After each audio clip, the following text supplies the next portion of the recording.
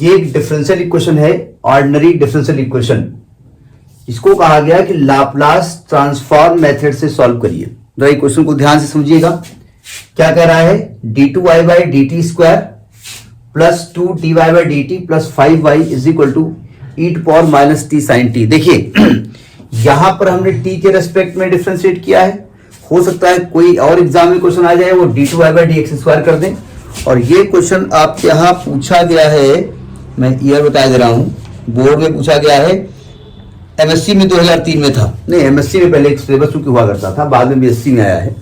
ठीक है, तो जरा समझिएगा क्या तरीका होता है, इसको जरा ध्यान से लिखेंगे। ये लिखा है y double dash plus 2y dash plus 5y is equal to e to power minus t sine t. हम बोलते रहेंगे हमें क्या करना है और आप बताते रहेंगे हमें क्या करना है। अब क्या करेंगे इसमें अब इसमें हम दोनों तरफ लाप्लास ट्रांसफॉर्म लेते हैं, taking Laplace on both the side, taking Laplace transform on both the sides. दोनों साइड में हम लाप्लास ट्रांसफॉर्म लेते हैं।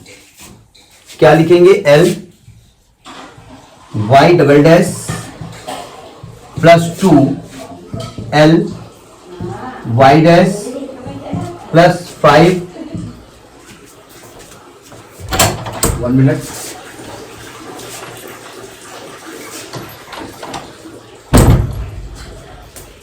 L y is equal to L e to power minus t sine T.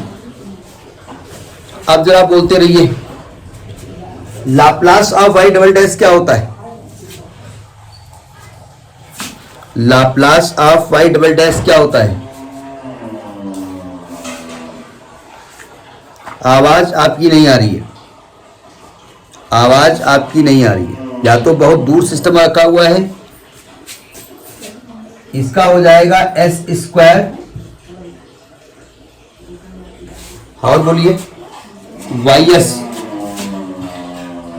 Square y s minus s y zero minus y dash zero. यही होता है ना, दो बार डिफरेंशिएट किया तो एस स्क्वायर आता है, वाई एस आता है, फिर एस की एक पावर कम होती है वाई जीरो होता है, एस की एक पावर और कम होती है वाई डैश जीरो होता है। ये लाप्लास इसका हो गया। Plus 2 Laplace of y dash क्या होगा? S y s minus y zero plus 5 Laplace of y क्या लिखा जाएगा? इसको वाई एस लिखा जाएगा इज इक्वल टू, जरा यहां पे आइए, e to power minus t sine t का लाप्लास बताइए। ये नहीं याद है आपको? जरा देखो ध्यान से, सावधान। अगर ई टू पावर माइनस टी ना होता, केवल लाप्लास ऑफ साइन टी होता, तब क्या करते आप? लाप्लास ऑफ साइन टी क्या होता है? हैं? 1 एस अपान कि 1 अपान एस स्क्वायर प्लस 1। और अगर हम यहां पर ई टू पावर माइनस टी या ई टू पावर एटी से मल्टीप्लाई कर देते हैं, तो यहां पर आप फर्स्ट शिफ्टिंग प्रॉपर्टी लगा देते हैं, एस की जगह एस प्लस ए लिख देते हैं, एस माइनस ए सॉरी। तो यहां क्योंकि आपने माइनस टी से मल्टीप्लाई किया है, यहां लिखेंगे 1 अपान एस प्लस 1 का होल स्क्वायर प्लस 1। यही तो आएगा इसका, यही आएगा ना? क्या एस माइनस 1 आएगा? एस प्लस 1 आएगा कि एस माइनस 1 आएगा? नहीं, हमको नहीं याद है क्या लिखा जाएगा यहां पर। हाँ, तो सही लिखा है ना ये? हाँ ठीक है। अब जरा देखिए ध्यान से, अब इसको सॉल्व करते हैं। अब यहां पर हम इनिशियल कंडीशन रखेंगे, देखो ध्यान से। ये है s square y s minus s, और वाई जीरो की वैल्यू दी है 0। ये इनिशियल कंडीशन दी हुई है। वाई जीरो की वैल्यू दी है 0, और माइनस y डैश 0 की होती है 1, ये हमने इनिशियल कंडीशन अप्लाई कर दिया, प्लस 2 s y s और माइनस y0 हो जाएगा 0 plus 5 y s is equal to, अब ये कंडीशन हटा देते हैं, इसका हमको जरूरत नहीं है, 1 अपान s प्लस 1 का होल स्क्वायर प्लस 1। अब इसको कैलकुलेट करते हैं, तरीका देखिए आपको मालूम होना चाहिए, कहीं कैलकुलेशन गड़बड़ ना हो, क्योंकि एक बार रब कर दिया तो रब कर दिया। देखो ध्यान से, ये आएगा एस स्क्वायर वाई एस, ये तो 0 हो गया, minus 1 plus 2s y s plus 5 y s is equal to 1 upon s plus 1 का होल स्क्वायर प्लस 1। हम इससे वाई एस का मान ले लेते हैं, यहां बचेगा एस स्क्वायर, यहां बचेगा प्लस का 2s, यहां बचेगा प्लस का 5 और माइनस का जो 1 है उसको उधर शिफ्ट कर देते हैं, तो 1 अपान एस प्लस 1 का होल स्क्वायर प्लस 1 प्लस 1।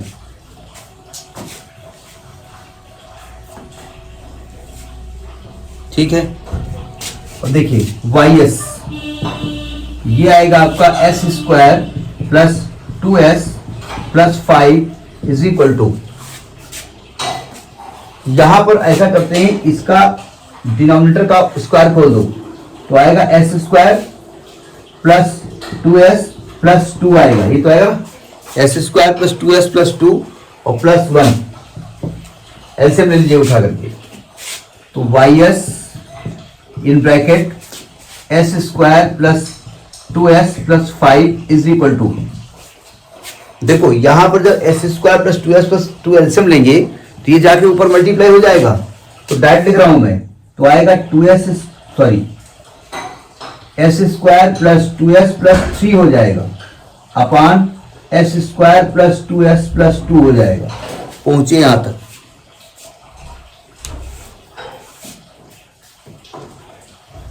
ऊपर वाला लिख लिया,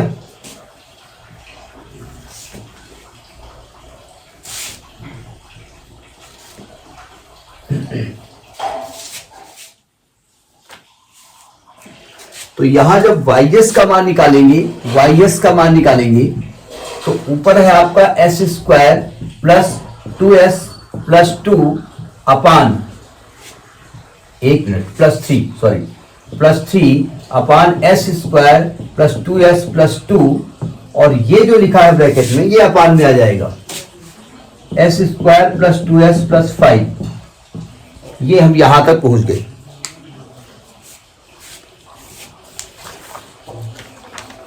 देखिए वाईएस का मतलब क्या होता है जरा समझिएगा, इस वाईएस का मतलब हमने क्या बताया था, वाईएस का मतलब हमने बताया था एल ऑफ एफ टी, यही तो बताया था हमने, एल ऑफ एफ टी लिखा हुआ है, यानी ये एक तरीके से लिखा है एल ऑफ एफ टी, सही में कह रहा हूं, और जब एफ टी निकालेंगे तो एल को इधर शिफ्ट करेंगे तो एल इनवर्स आ जाएगा, यानी कि आपको कुल मिलाकर के करना यह है, जब एफ की वैल्यू निकालनी है, हम थोड़ा सा अप कर रहे हैं, इसीलिए जब एफ की वैल्यू निकाली है तो ये एल इनवर्स ऑफ ये पूरा लिखा जाएगा, ये नोट करिए, फिर इसी में लिख देंगे हम, इसी में हम इसी स्टेप में यहीं पर एफ लिख देंगे, एफ लिख देंगे और यहां लिख देंगे L inverse of this.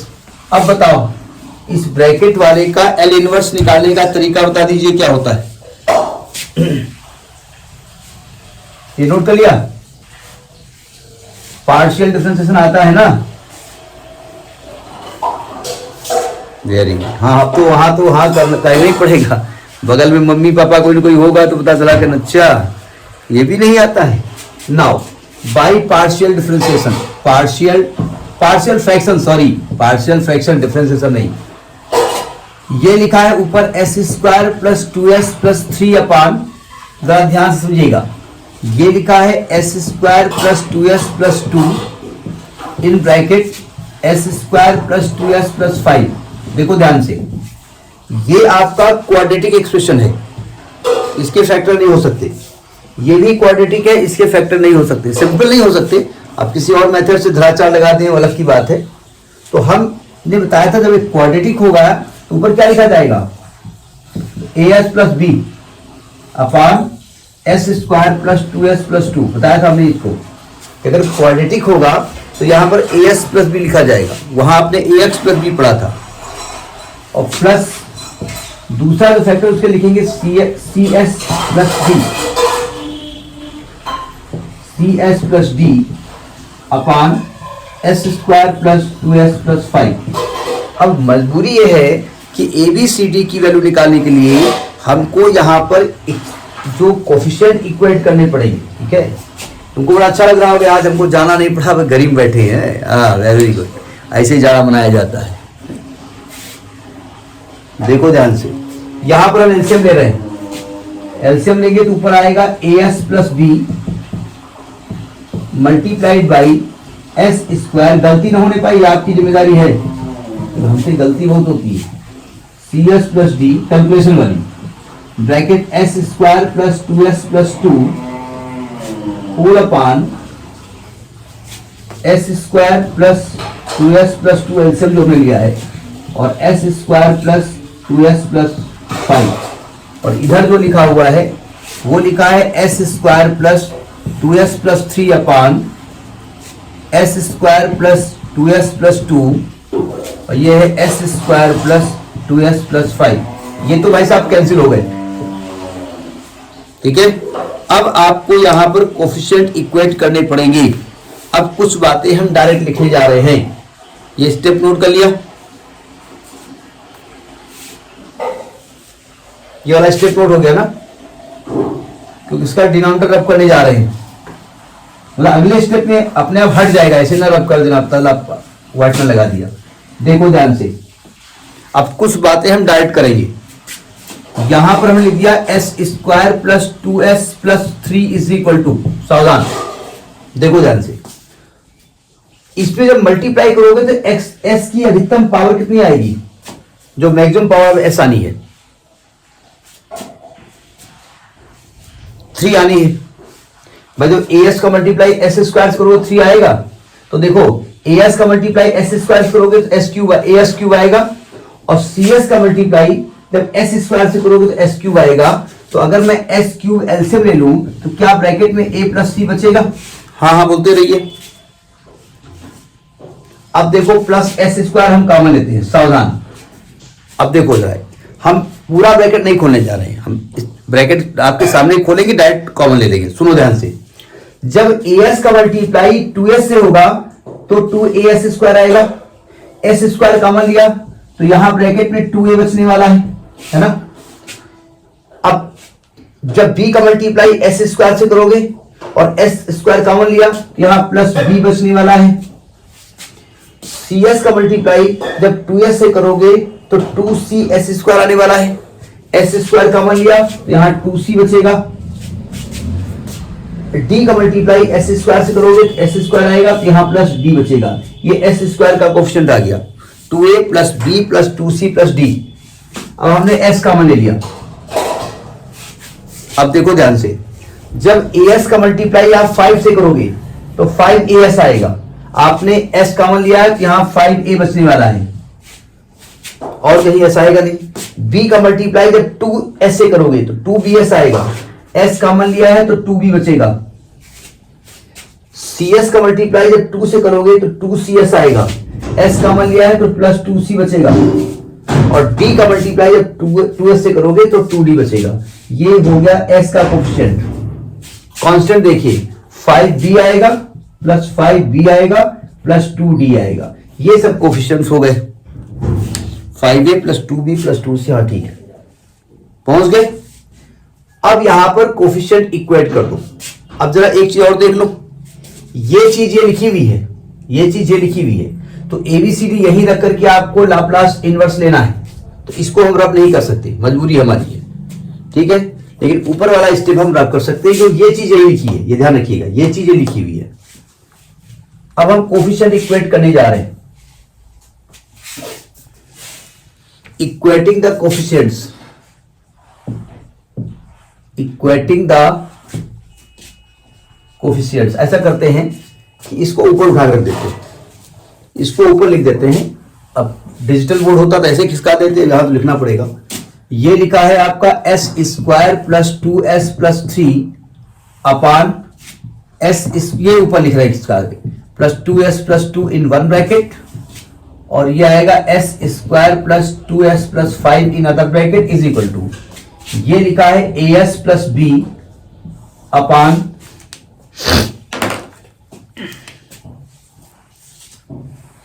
S square plus 2s plus 2 plus cs plus d upon s square plus 2s plus 5। ये क्वेश्चन नंबर 1 है। एक्चुअली इसी का लाप्लास इनवर्स हमको निकालना है। अब इसको हम रब किए दे रहे हैं, कहीं गलती तो नहीं हुई है, ये देखे रहिएगा। अब देखो ध्यान से, यहां लिखेंगे equating the coefficients, equating the coefficients on both the side, both the side. सावधान, एस क्यूब का कोफिशिएंट यहां ए प्लस सी आ रहा है, ए प्लस सी, और यहां पर 0 आ रहा है, ये क्वेश्चन नंबर 2 हो गया। एस स्क्वायर का कोफिशिएंट यहां आ रहा है 2a plus b plus 2c plus d बराबर, और यहां पर एस स्क्वायर का कोफिशिएंट 1 आ रहा है, क्वेश्चन नंबर 3। एस का कोफिशिएंट यहां आ रहा है 5a plus 2b plus 2c plus 2d, सही कहा, 5a प्लस 2, हाँ ठीक, इज इक्वल टू 2 आ रहा है, क्वेश्चन नंबर 4।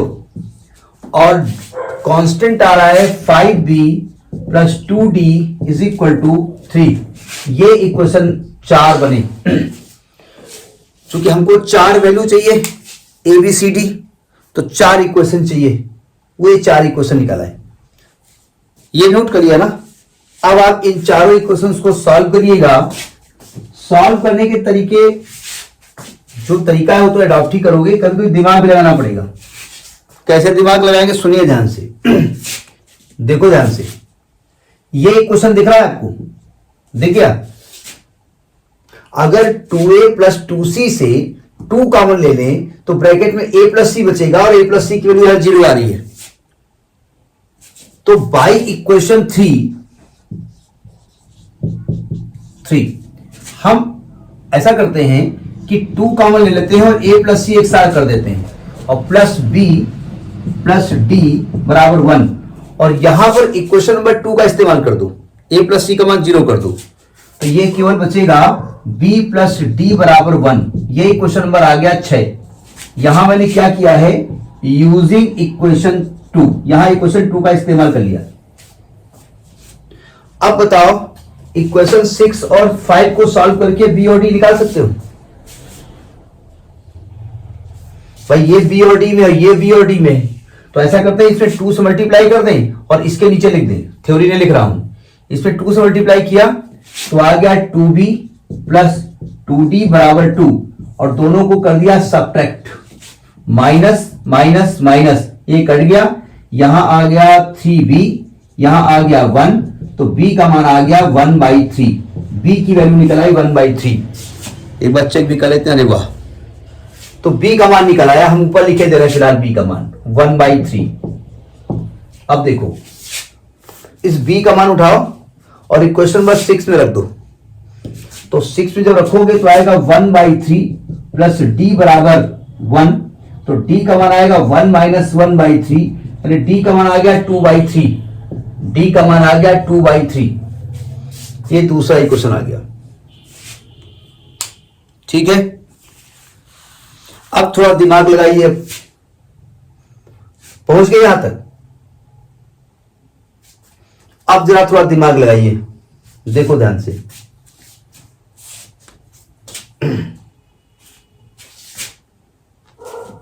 इस इक्वेशन को देखो जरा, 4 को।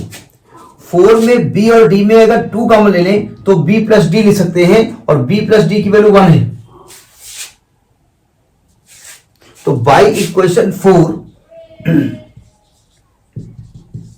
इसको लिख सकते हैं 5a प्लस b और d को प्लस 2c, और इसमें 2 कॉमन ले लें और b प्लस डी बराबर 2 और b प्लस डी को 1 लिख दीजिए उठा करके, तो यह आ जाएगा 5a plus 2c plus 2 into 1 is equal to 2। हमने यहां क्या किया है, यूजिंग इक्वेशन 6 का इस्तेमाल यहां कर दिया। ठीक है, ये बीटी वाला हटा दो, तो इसकी जरूरत अब हमको नहीं है, ये ऑलरेडी हम सॉल्व कर चुके हैं। देखो सावधान, ये जो 2 है ना उधर जाके 0 हो जाएगा, तो ये आ जाएगा 5a प्लस 2c बराबर 0। इक्वेशन नंबर इसको डाल दो 7। जरा इक्वेशन 2 को देखो और इक्वेशन 7 को देखो, दोनों को सॉल्व कर लो, दोनों के भी 0 आने हैं क्योंकि कोई कांस्टेंट टर्म यहां नहीं है। तो आप लिखेंगे यूजिंग, या ऐसे करो, बाई इक्वेशन 2 a का मान हो जाएगा माइनस सी, यहां से a का मान निकाल लिया, और putting this in equation 7, putting a is equal to minus c in equation 7। तो जब a को माइनस सी लिखोगे तो आएगा माइनस का 5c प्लस का 2c बराबर 0, तो c का मान 0 आ जाएगा और a का मान भी 0 होगा। a का मान 0 आ गया, c का मान 0 आ गया, b का मान आ गया, d का मान आ गया, सब वैल्यू निकल आई। इन सभी वैल्यूज को उठा के इक्वेशन नंबर 1 में रखो और यहां लाप्लास इनवर्स ले लो, आंसर आ गया। यहां तक पहुंचिए पहले आप।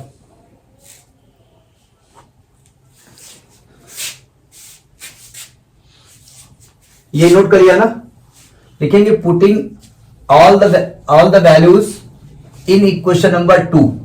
पहले 2 लिखते हैं, फिर हम बाद में लाप्लास लिखते हैं।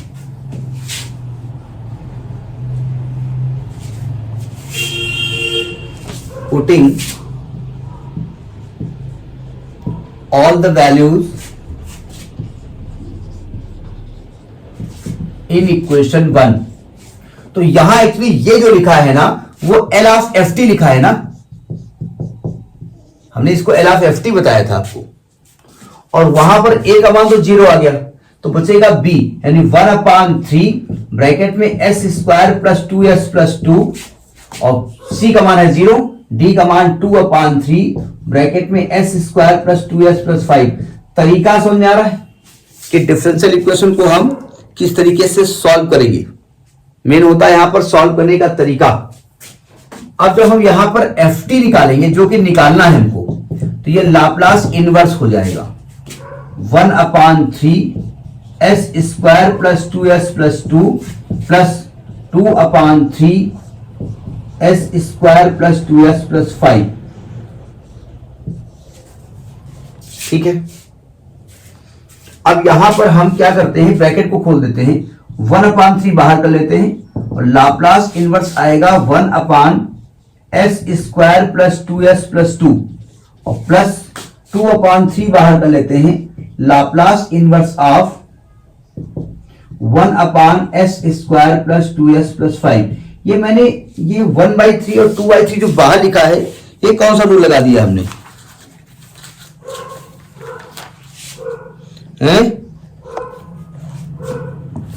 Linear property. चाहे कुछ प्रॉपर्टी याद है, अब तो बोलना भी पड़ेगा ना, बगल में लोग सुन रहे होंगे, लोग क्या कहेंगे।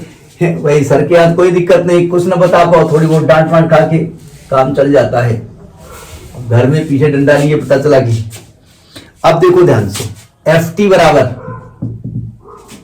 1/3 लाप्लास इनवर्स ऑफ, इसका लाप्लास कैसे निकाले भाई, देखो इसको लिख सकते हैं आप, इसको लिख सकते हैं s प्लस 1 का होल स्क्वायर और plus 1 plus 2/3 Laplace inverse of, इसको लिख सकते हैं 1/s प्लस 1 का होल स्क्वायर प्लस 4 यानी 2 स्क्वायर। हमने एक्चुअली ये क्वेश्चन पूरा सॉल्व भी नहीं किया सकता है, पता नहीं कहां दिमाग था, चलो नहीं सॉल्व किया तो कोई दिक्कत नहीं। अब बताओ क्या करें, नहीं सॉल्व हम करके बैठते इसलिए कहीं कहीं कैलकुलेशन मिस्टेक ना हो जाए, क्योंकि वीडियो बनाना पड़ता है। देखो ध्यान से, सावधान, अगर यहां पर s स्क्वायर प्लस 1 होता, अगर Laplace inverse of 1/s square plus 1 square होता, तो ये किस चीज का लाप्लास इनवर्स, इसका क्या होता है, sin t होता है ना। और अगर s की जगह आपका s+1 आ गया है तब क्या करेंगे आप? 1 स्क्वायर, तब क्या करेंगे आप? तो इसमें शिफ्टिंग प्रॉपर्टी लगाई गई थी कि आप e⁻⁻t अलग कर दो और ये बन जाएगा लाप्लास इनवर्स ऑफ 1/s²+1, यही था ना? ये शिफ्टिंग प्रॉपर्टी थी, फर्स्ट शिफ्टिंग प्रॉपर्टी, जिसका नाम याद है, प्लस 2/3 अलग कर दो और तो अलग ही है, e⁻⁻t अलग कर दो, Laplace inverse of 1/s²+2², 1/3 e⁻⁻t, Laplace inverse of 1/s²+1 क्या होता है? इसका लाप्लास इनवर्स क्या होता है?